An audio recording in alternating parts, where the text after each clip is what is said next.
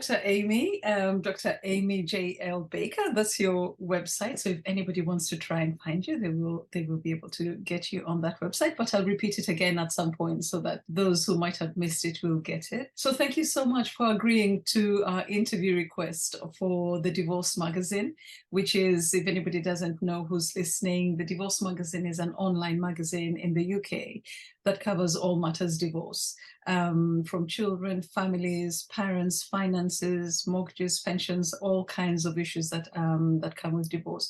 And we only ever have experts and professionals in divorce who we feature their content in terms of articles, interviews, like in this instance where we have Amy. So Amy, I'll introduce you. If I miss anything, just let me know. Okay. Okay. All right. So I went on your website, although I mean, I knew about you way before, but today I went on your website and it started off by saying that you are nationally recognized. And I thought, nationally? I think internationally, because I'm in London and I can't be the only one in London who knows about you. So I will introduce you by saying you're an internationally recognized expert in parental alienation, in parent-child relationships, and in children of divorce and those who have experienced emotional abuse as children or in childhood. And Amy is also the author of 10 books. And also you have 120 academic papers published, which is quite impressive. I'm yet to do my first one, so that's quite impressive. And all this is to do with the well-being of children. So yeah, so that's really quite an extensive pieces of work that you have done over the years. I also saw on your website that you do offer coaching, and your coaching is very solution-based, focused, and goal-oriented to parents. I'm assuming parents who are experiencing or who have experienced parental alienation. Have I missed out anything, Amy? That's all the good stuff. Okay, all right. And just again, Amy's website is amyjlbaker.com. So before we get into the whole world of parental alienation, what brought you to the world of parental alienation? How did you get there? It's really just another facet of what I'm interested in, which is distorted parent-child relationships. And I've looked at that from many different perspectives. And I didn't really anticipate when I did my first book. So I started that research in 2005 for the first book, which came out in 2007. I didn't really realize how it was going to take over my life. It was just another piece of work that I did. But I went to, the work was sort of big enough that it turned into a book. And then I went to my first book talk and people were like clutching my book. And one woman came up to me and said something like, page 153 saved my life. It was so touching. And, as a researcher, most of the time you do a study, you write it up, it ends up in a journal. Other researchers, if you're lucky, are reading it and building on it. But this work that I've done has a consumer base, sort of people hungry to learn more. Targeted parents are so dedicated to educating themselves and understanding what's happening. And so they sort of, in a way, demanded, but in a good sense, that I continue to do this work. So I felt like I'm, every time I give a talk, a book talk or a workshop or whatever, people come up to me, well, have you looked at this? Have you looked at that? And so it's sort of one thing just kind of builds on another. So I didn't have a particular reason why I got into it, but then once I did, I just sort of stayed in this world and spend about half my time every week thinking about and working on parental alienation in one way or another. Yeah, and you're right. Actually, from my experience of working with parents who are experiencing parental alienation, the need to know more and the need to educate themselves is actually quite strong. I had not put that link together, but yeah. So what is parental alienation? Well, the sort of the working definition is that it's a family dynamic in which one parent fosters in the child an unjustified rejection of the other parent. So the premise built into that definition is that some kids reject a parent, and when they do, it could be alienation, that they've been put up to it by the other parent, but it doesn't have to be. It could be that the parent they're rejecting is so suboptimal or outright abusive or neglectful that the child has a legitimate reason to reject that parent. And that's what we call estrangement. So Mm, we reserve the term alienation for when the child's been manipulated. And to be clear, the parent engaging in the manipulation doesn't have to be doing it consciously, right? right. So it doesn't have to be, I'm going to turn the children against you. It just could be they're engaging in these behaviors that foster in the child the false belief that the other parent is unsafe, unloving, and unavailable. Right. Okay. And so you've talked about estrangement, you've talked about parental alienation, and I don't want to go into what the big main difference is. But I'm just thinking, how can you tell when it's parental alienation? How does it manifest itself? So that's a great question because um, it is really important to get that right because the interventions, the court interventions, the mental health interventions would be very different. If a child's rejecting a parent who beat them or abandoned them or molested them, we would hold the rejected parent to a very high standard before they could have access to their child again. And Right. the treatment would involve that parent sort of atoning for their bad behavior and helping the child know that it's not their fault, etc. But when it's alienation, the treatment is very different. It's really about correcting the child's distortions. Like you would perceive that parent as unsafe, unloving, and unavailable when they're actually not. So it is very, very important to get it right. Is it alienation or is it estrangement? And because that's so important, we put a lot of thought into this in the field, and we've created what used to be called the five-factor model, but for a couple of reasons, we're now calling it the Baker model. And according for me, the Baker model specifies that five things need to be present in order to say that a child who's rejecting a parent is alienated as opposed to estranged. Right. So the five things are the first factor, and the Baker model, which used to be called five-factor model, so I'm going to call them factors. The first factor is that there is actually a breach in the relationship. So you're not even going to wonder, is it alienation or estrangement, unless there's a breach in the relationship and the child is very disaffected from a parent. What? That's pretty much the one factor that everybody agrees on. The Okay. favorite parent and the rejected parent both agree, yep, there's a problem here. This kid is very hurt, angry, rejecting, and distant from one parent. The second factor is that there was a prior positive relationship between the child and the parent whom the child is now rejecting. That means that their normative parenting flaws, are not so, well, the parenting flaws are not so egregious that they would cause a child to reject them. They're just a regular parent who's put in their time and love and affection into the relationship. There was a solid foundation at some point. And this prevents people. I've had actually cases where somebody was gone for like 10 years and then they come back and the child rejects them. And it's like, no, that's not necessarily alienation. Like you abandoned your child. You haven't been there. You didn't have a relationship. So you can't claim it's alienation. There has to have been a relationship that was disrupted to say that it's alienation. Factor three is that the rejected parent has not abused or neglected the child. So absence of abuse or neglect. Because it's possible you could have been a pretty good parent and then you engaged in some kind of abuse and now your child's rejecting you. That would rule out alienation. So to be clear, if there's evidence of abuse, it cannot be alienation. Just, we never want to say that an abused child is an alienated child. Factor four is evidence, not supposition, not guessing, not inference, evidence that the favorite parent has engaged in multiple, no specific number, multiple of the 17 primary parental alienation strategies. These are the behaviors that research shows can induce in a child the false belief that a parent is unsafe, unloving, and unavailable when that is not the case. Mm-hmm. And then the final factor is that the child is exhibiting the 8 behavioral manifestations of alienation. And these, I could go into them if you want, but they're also readily available online for anybody who just Googles the 8 behavioral manifestations of alienation. Yeah. And it's not rejecting the parent because that's already embedded in the model. Yeah. 8 other behaviors. And the interesting thing about those behaviors is we now have research that demonstrates that even kids who have been abused, severely physically abused by a parent, do not exhibit these 8 behaviors towards that abusive parent. These behaviors are really unique and specific to alienated kids. Can you give us just, if not 8 of them, just which ones you would, just any of them, the 8?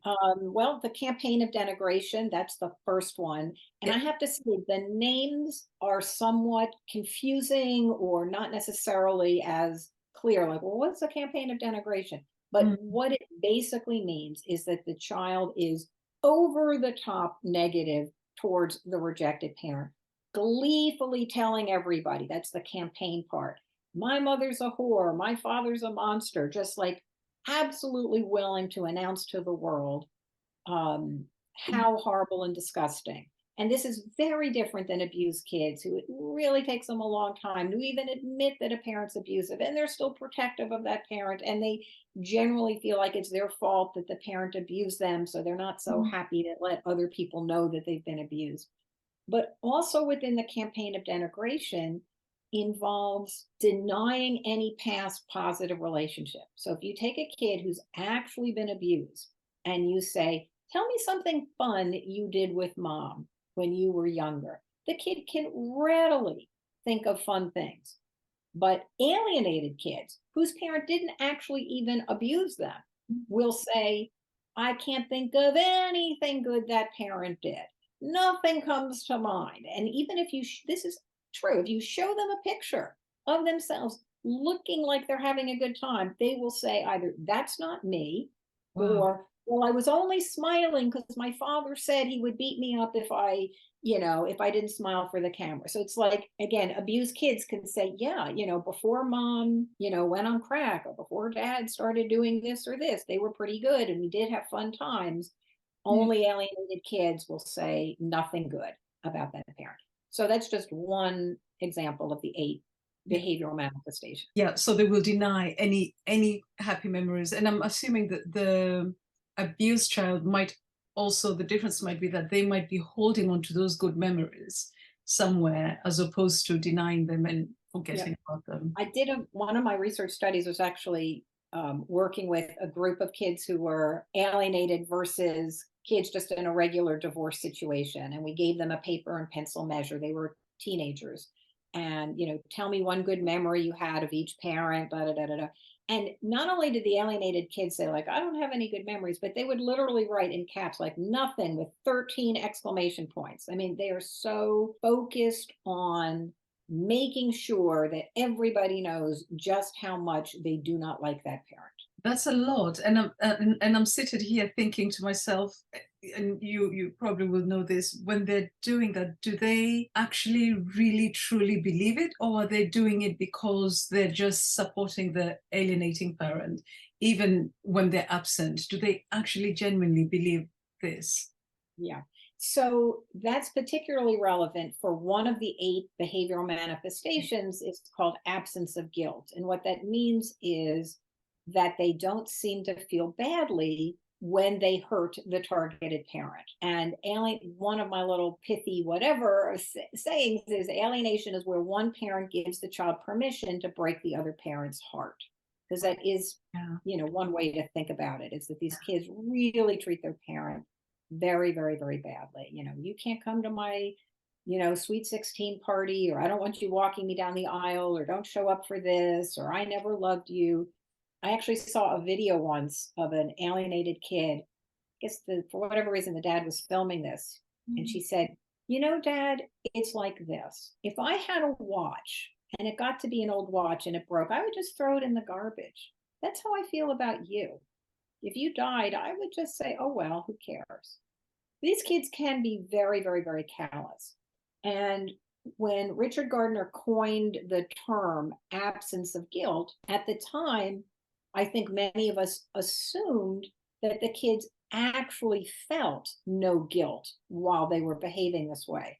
But then in 2007, or 5 when I was doing the research, but the first book came out in 2007, it involved interviewing adults who went through this as kids. And a lot of them talked about how guilty they felt. At the time, And later, when they realized what they had done, and that's one of the reasons that alienation is so damaging for the child, is on some level, they know they are breaking their parents' heart. They know they are being callous, and they feel very ashamed and guilty. And that's the kind of thing that stays with them as they grow up. So, to answer, that was a very long way of saying, I believe that many of them feel guilty in the moment. I can't say every single one, but the presentation is a callous presentation.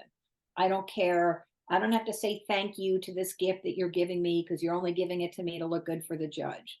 So their behavior is very callous. But inside, I believe that many of them feel very badly about what they're doing. Yeah. What, as you're speaking, I'm just thinking, what a difficult world to live in as a young child, in this world where everything is being turned upside down and you have no power whatsoever to restore it, to, or maybe even recognition of what is going on within their inner world and their emotional world. And, you know, very difficult. I remember working with the first, before we started recording, I was telling you when I first learned about parental alienation, and it was a dad who had come to me, was a separated dad, and he was becoming a little bit, he was getting worried that his daughter was now coming home to him on the weekends or every other weekend. And first it was verbal, you know, go away, I hate you. But then it started escalating to pushing, to hitting, to scratching, to biting. And he could not understand. And it happened so fast. And when he would speak with the mom about this, the mom would say, well, you know, what can I do? And when she'd go home and tell, you know, he would say it a couple of times. He said, you know, she did try to push me down the stairs today. And the mom would say, well, next time push harder. So that was my first encounter with that. Does it, I don't want to use the word always, but does it often get physical as well? The common element is that the kids interact with the targeted parent in very provocative ways, partly to unconsciously get that parent to behave badly back so that they have an excuse for cutting off that parent. In other words, what you said a moment ago is very true. It's very, very hard to live in the space of divided loyalties. And on some level, it would be easier for the kids if they're like, and I'm just going to use the example of dad being the alienator, but we know it goes either way. You know, dad's right, mom's a terrible person, I'm going to cut her off. And now I know there's good and there's bad, and I know where I'm hitching my wagon here. I know what's what. Mm. So for a kid who, again, let's say the dad's the alienator, is still going back and forth when they show up at mom's house, they're going to be very, very, very difficult and rejecting, partly to trigger that parent to then do something. Fine, go live with your dad, or hitting the kid, or saying something cruel to the child. And then the child's like, I'm done. And even though a child doesn't really want to cut off a parent, in the short term, immediate world that they live in, it might be easier for them. And so that's partly why they do it. So a big part of what I do in my coaching is helping parents. I call it, don't take the bait. And I try to teach parents lots and lots and lots of ways to navigate when the child is being provocative, so that they don't become reactive, either depressed and give up, or angry and unkind, because either inadvertently reinforce the lie, right? The lie is, again, using the example, dad's the alienator. The lie is that mom is unsafe, unloving, unavailable. So the kid shows up, is uncooperative or unpleasant in some way. And then if mom behaves in a way that's unkind or rejecting, the kid says, oh, dad's right. There we go. Yeah. Right. Right. And you spoke about loyalty and loyalty conflicts. And in your book, there's somewhere where you I think it was on page 100, where I'll just read it to you, where you say, inside every alienated child is a child who feels rejected. This is an essential insight. Whenever your child who's caught up in a loyalty conflict cruelly rejects you, know that he's actually feeling rejected by you. Is that in essence what loyalty conflicts? It's in essence what alienation is. Loyalty conflict is, I don't have a specific technical definition, but Yeah. it's sort of, it could be coming from within the child, whereas alienation is being induced by by a parent. Yeah. In other words, if you had two best friends who hated each other, you might feel a loyalty conflict, even if neither of them is egging you on to Yeah. say, Yeah. oh, you should ditch that other friend, right? So It's a loyalty really good conflicts are more, example, actually. Yeah. yeah, sure, we Yeah. can all relate to that. Yeah. So loyalty conflict is more internal, and kids do feel it. You Mm. know, that's sort of the breeding ground, if you will, of the alienation, because it's hard to be in a loyalty conflict. So if one parent can scoop the child up and keep them all for themselves, Mm. in a way, as I said earlier, it can be a relief to the child. Mm. In the long run, it's not good for kids. It'd be better to help them manage the loyalty conflict, manage the alienation, and obviously to get parents to stop engaging in alienation. My focus, because this is just what I have access to. I don't have access to favored parents. They're not coming to me saying, "Teach me how not to be an alienator." Yeah. I have the targeted parents coming to me saying, "Teach Absolutely. me how Yeah. to deal with my child when my child accuses me of something I didn't do." Or teach me what to do when my child is unpleasant with me and I just don't know what to do. So Yeah. that's really Yeah. um, where my heart is right now. Yeah, yeah, and you're right. It's exactly what I see in my own practice, where it's usually the targeted parent who sits there, and I think to myself, "Oh my God, I wish it were the other parent who was here." But you rarely can remember. Oh, no, there's one that I'm seeing at the moment, but that's because of the place that I work with, the organization that I work with. So I have to see both parents. So she's kind of coming in. So you mentioned already about the messages and denigration of the other parent. So, what would you say to a parent who's the one where they know that there are poisonous messages being sent and the child is reacting to them? So, what would you do when your ex is sending poisonous messages?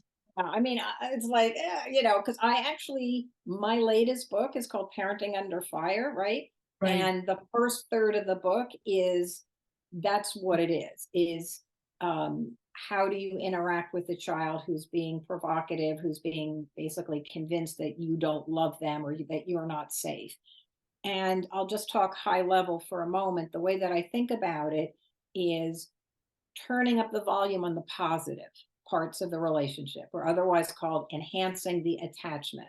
And that is something that a lot of parents don't do. There's some interesting research, like especially with much younger kids, that like with a toddler, a parent gives several hundred commands a day. Don't do this, don't do that, hold my hand, don't spill your milk. Now we're going to the playground, put on your coat, da da da da da. It's just command, command, command, command, command. And so part of what I think is important for parents who are dealing with this is to make sure that they are infusing the relationship with a feeling of love and safety and belonging Yeah. for the child. And it's not as simple as saying, I'm a safe parent. I mean, I wish it were, but it's not. It's Yeah. about being safe, loving, and available. And I'll just give you one example because it's sort Yeah. of one of my favorite ones. How you say yes or how you say no to your child matters. And this is something that a lot of people just don't think about that much. Like if your child says to you, "Can I have ice cream for breakfast?" Most likely a parent would say, even forgetting about alienation, like, "What are you talking about? We don't need ice cream for breakfast." And targeted parent might say, "Who told you to ask me? Did your mother," let's say it's the dad, "did your mother put you up to this, right? Do you get to eat ice cream at the other parent's house?" Like they might start trying to figure out, is this alienation going on? Why is my kid asking for something where now I'm going to have to say no? What I work on with my clients is to think about how they say no, not just saying no. So, for example, I teach them this skill called joining the wish. So instead of saying, "Ice cream isn't healthy, why would you have, all that negativity," right? Which makes a child feel badly about themselves. "Why would you ask for ice cream for breakfast?" You're basically saying, "You stupid idiot," right? Or, "You You're know we don't eat thinking. ice cream for breakfast." Now you're calling your child like a liar. So instead, you say, "Oh man, I wish ice cream were a healthy breakfast choice. You Mm. can have that later. Now you can choose between pancakes and waffles. And I don't care what it is. Dad, give me $1,000,000. I wish I had $1,000,000 to give you. What would you do with it? Tell me Mm. how you would spend it. Likewise, even saying yes, it's how you say yes that matters. So imagine you have a teenager who says, can I have $20 to go to the mall? You could literally take a $20 bill and throw it at them and say, here, take your stupid money. They're getting the money, but it's, ruined basically with the negativity. Or you could say, you know what? Yes, I have $20 extra. I'd love to give it to you. I hope you have a blast. Here it is. So, how we do things matters, I think, more than parents kind of realize. And then the third example is if let's say it's 11 o'clock at night, your kid's in bed, you're in bed, ready for bed, and your kid says, oh my God, mom, I forgot I have to bring cupcakes to school tomorrow. And, the supermarket's closing. We have to go now, right? Now, I'm not saying you have to do it, and that's a different calculation. Are you going to do it, or are you going to teach your child a lesson in responsibility? That's for you to figure out depending on, is this the first time this has happened or the 10th time it's happened? But Mm. let's say you're going to do it. If you're going to do it with love. Do not lecture your child about how irresponsible they are, how inconvenient it is, rolling your eyes and huffing and puffing. Let's just get this done. I can't believe you forgot again. Because at the end of that little trip to the supermarket, Yeah. you might think like, wow, what a hero I am. I took my child to the store and I didn't have to. But all the child's going to think is, yeah, dad's right. Mom's not very Yeah. nice. Yeah. So what I teach parents is if you do it with love. And the next day, you can say to your child, that wasn't so convenient to have to go to the store at 11 o'clock at night.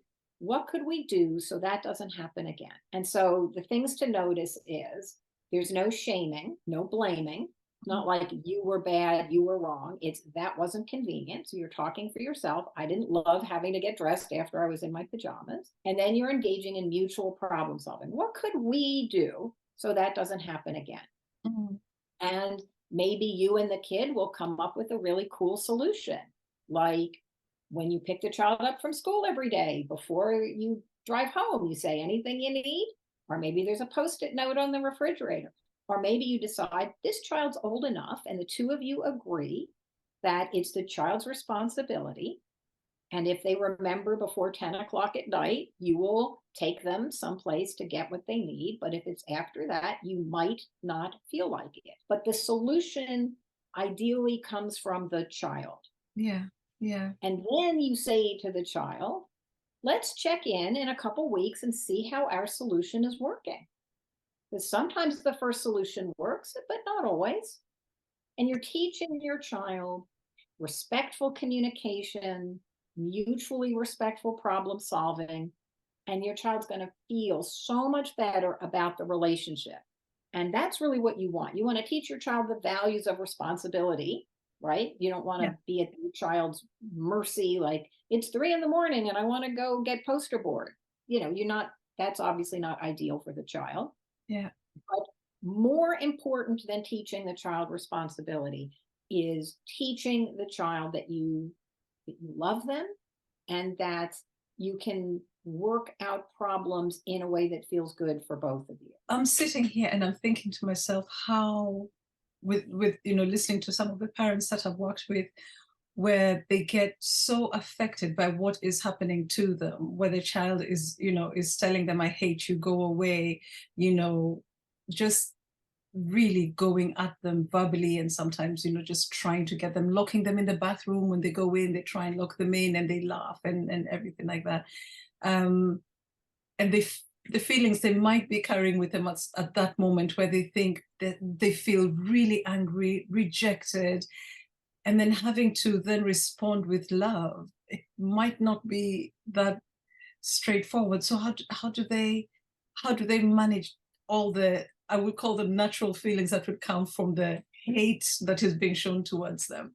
So I guess I'd have two responses to that. The first is the quote you read, and I don't even know which book that was from, by the way, but inside every alienated child is a child who feels rejected. Okay, cool. All right. I don't keep track of everything, but absolutely believe that. Yeah, yeah. And No, it made sense when um, I read it. Yeah. but it is important for the targeted parent to understand their experience. If you're a targeted parent, your experience is that you are chasing your child. You Okay. want more, and Okay. your child is rejecting you. But that's not the child's experience. The child's experience is you have fundamentally hurt them in some profound way that they are reacting to. So It's, the reason that insight's important is because it could help parents feel more empathic towards their child. yeah. Actually, as soon as you Because, said that, I felt, oh, because I yeah, was you can when feel you it were in your heart, right? yeah, when you were describing Italia, the whole, scenarios earlier on, I was thinking, oh my gosh, that would be so painful, so painful, so painful, so hurtful. How would I manage that? And then when you said that, this time I just thought, oh yes, I am chasing my child. I am trying to, I don't know if it's reattach, reconnect, parent them, basically. But the child's experience is that you're rejecting them. Yeah. So if you can try to put yourself in the child's shoes and feel that empathy for the child, it definitely brings down the hurt and the anger that you feel. Could you say that to your child? Could you say, I think you're treating me like this because you probably feel like I've rejected you somewhere I'm not sure I would put that in quite those like words? that, but I Yeah. could say, you know, you your behavior is showing me that you're really not happy with me right now, that you're pretty upset. You're hurt. It seems like you're hurt and angry. Okay. And I'd like to understand what that's about Yeah. rather than how dare you treat me that way, Yeah. right? Yeah. The emphasis is on the compassion for the child. But I don't recommend somebody having that conversation without getting, it doesn't have to be me, but some coaching so they know what to do next. Mm, That's like opening the mm, door. But what do you do mm, when your kid says, yeah, you beat me when I was a baby? And the targeted parent says, I did not. Who told you that? yeah. Now you've sort of just made another parenting error in my opinion. Yeah. Yeah. So Yeah. yes, you can try to have a conversation with your child about how they're feeling, but you have to know how to do that, or Yeah. else you're just going to end up in an argument Yeah. with them. You did too steal my college money. I did not. Look on this piece of paper. It proves I didn't. The money's in the bank. And the kid says, I don't care what's on that piece of paper.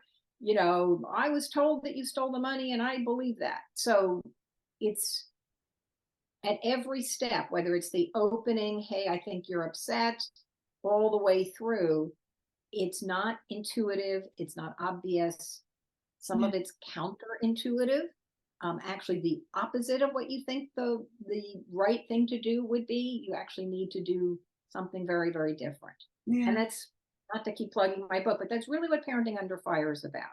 It's Okay. like most people are okay, if not pretty good, if not even better than pretty good parents. But if you're parenting under fire, right? If you're being attacked, your relationship is being attacked, you need a whole other level of parenting skills. Yeah. Why do parents alienate? I know you said that sometimes they're not even, aware that they're doing it, but I'm thinking of all the parents that I've worked with and the ones that I'm currently working with. What is it about them that they feel I need to tell my child what he did? I need to, it's almost like some of them say, I tell my child everything because they need to know everything that happened and what a bad person she is or he is. And so, what is it about that parent that gets them Yes, to, so I can tell you from the research I've done yeah, interviewing adults who have yeah, lived through this, what they say about the yeah. parent who did this to them. Mhm. Um, there is no one like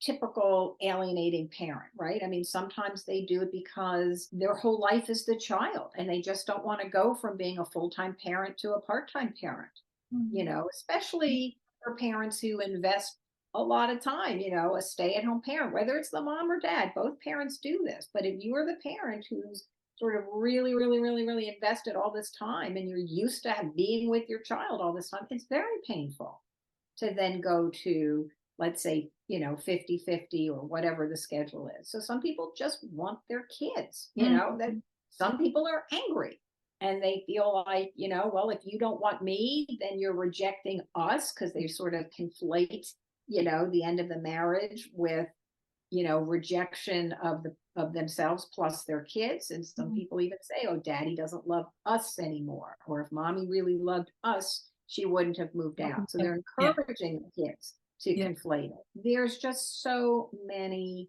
yeah, different scenarios. You know, another typical scenario is the parent who gets remarried and really has this fantasy that their new spouse is the real parent.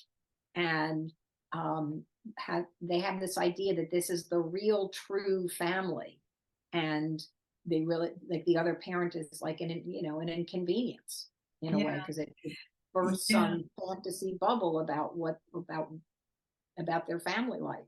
Yeah, that's actually a really good one because I've experienced that as well with most of the clients I've worked with are dads, and where I remember there was actually one mom who remarried, and she actively wanted the dad out of the picture, and she called me trying to get no, just trying to get information on around my work. But at some point, I had to say, I'm not really sure what you're looking for.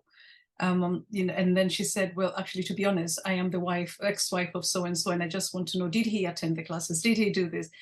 And I thought, wow, this was really another way of going around to say he's a bad person, he's a bad dad, very active. And I think something else that I just thought about was just knowing that parental alienation is not confined to one group of people. So we know it's not just men, it's not just women. We know it can be the CEO of a big company, it can be the mother who or the father who's on benefits with nothing else. So there's no Same-sex class couples. issue. It happens in same-sex families. Same-sex couples, yeah, it can Yeah, happen anytime. And sometimes, in a weird sense of way, it can also happen in intact homes where they're living together. So absolutely. it's not just in divorce. But Um, sometimes people end a marriage because they're like, you yeah, know, I need time alone with my kid and I can never have time alone because the other parent's always there undermining me. yeah, Sometimes people stay married because they're like, oh my God, if I lived in another home, I'd probably never see my kids. So yeah. it definitely happens in Oh, intact families. yeah, yeah. So I can see we've got like 10 minutes left, and I want to ask one question. You've touched on it, but I'm sitting and I'm thinking about the parents who might be listening to this or watching this. And I'm the alienated parent, and I'm like, Dr. Baker, what do I do from here? He just doesn't want to come to my house anymore, calls me all these names. I love him, but I feel like walking away. Tell me how I can recreate that bond. I understand the impulse to walk away, and I understand that many targeted parents have people whispering in their ears, especially their parents who love them most of all. And they're like, well, teach him a lesson. So I'm just going to use a male child. He needs to learn that he can't talk to you that way, and he'll come around eventually. I think that it's very hard to love somebody who is a targeted parent and see that that child is breaking that parent's heart. And so there's a lot of pressure, I think, sometimes on targeted parents to walk away. And even therapists sometimes might tell, if you are a therapist and you have a targeted parent client, you want to protect your Right. client who's suffering. And you might say, maybe you need to step away, write a goodbye letter, take a break. The problem that I have with all of that is I don't actually think the targeted parent feels better for having done that. And it reinforces for the child that the parent doesn't care. So the question I would say that a targeted parent can ask themselves is, what can I do in this moment to counter the lie? The lie is that you're unsafe, unloving, and unavailable. And it might mean full out, trial that you prepare a year for and spend $100,000 on with the top notch lawyer. And you're basically like a paralegal by the time it's over because you've decided, given your circumstances and your energy level, that that's where you're going to go, guns blazing, trying to win a proper solution in court. For other people, given the age of their child, their own, financial and emotional and energy level situation, it might mean sending a text every day to the child. Yeah. Yeah. You have to match the solution to the circumstance. Right. If you have a 5-year-old who's refusing to come and you have money, some resources, I would not say give up. It's Mm. way too early. The courts are much more likely to want to be helpful with the younger child, and at least you should know your options. If Right. your kid is 17 and you don't have money, or you're battling a medical illness yourself, or something, you're taking care of a dying parent, or there's whatever, just tremendous other stressor in your life, you're probably not going to go to court. It doesn't make sense. Mm. So to me, it's not binary, give up, not give up. It's today, what is my plan? What Right. do I have the time, money, energy for? What do I think makes sense?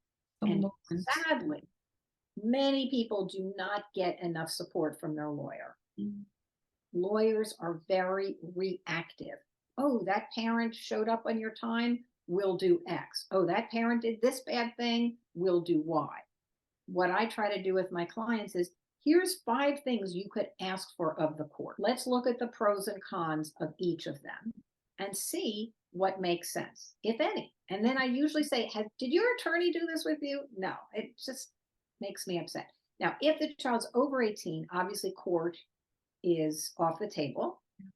And then the question is, how can you communicate with your child, either by text or, and that's like the second section of my book, Parenting Under Fire, is all about texting. Why, how, what to do when your kid responds this way, that way. And then the final third of the book is how to write a letter to an adult alienated child. It's a very specific philosophy. It's probably different than other letters other people have written. So I think generally there are things to do short of devoting your life to trying to maintain your relationship with your child. There's still things you can do so you have the satisfaction of knowing you tried. So your child knows that you tried. You can think about it as like you're leaving a trail of breadcrumbs so they can find their way back to you when they're ready. Mm. I rarely think there's a time when you would say, I'm done, whether it's with a provocative 12-year-old or, 15-year-old or 25-year-old. I rarely recommend, that's it, wipe your hands of that person. They're Yeah. better off without them. That's my kind of long-winded answer to that. Yeah. And what shouldn't I do in terms of so my 5-year-old doesn't want to come. What must I not do? You don't negotiate with the child. If the Right. child says, at whatever age, I'll come Thursday if you let me leave Friday. Let's say the kid's supposed to be there Thursday, Friday. You never negotiate with the child, because then you can't hold the other parent accountable, right? Your legal contract, your parenting plan is with the other parent, not with the child. Even if the child is 17, the answer is mom and dad work on the schedule. So you don't have to be rude to your child. You're just a child. You're an idiot. You don't know anything.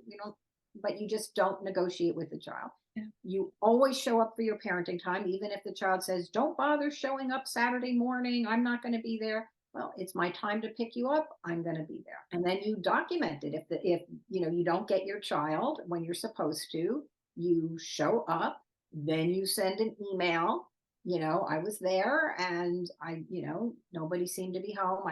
You wait 20 minutes. You don't just, oh, they're not there, and you leave. And then you leave. There was another last quote that I had here where you said, as a co-parent with a toxic ex, you don't have the luxury of being a mediocre parent. You need to spend time engaging in meaningful interactions with your child. You need to invest yourself, your time, your attention in the relationship to cultivate a deep and abiding bond that will be less susceptible to your ex's interference and attempts to undermine your authority. So really just covering what you said at some point during the interview, where you said you're chasing after your child, you're looking for your child, you're parenting your child, and doing whatever it is that you can with your time at that moment with your child.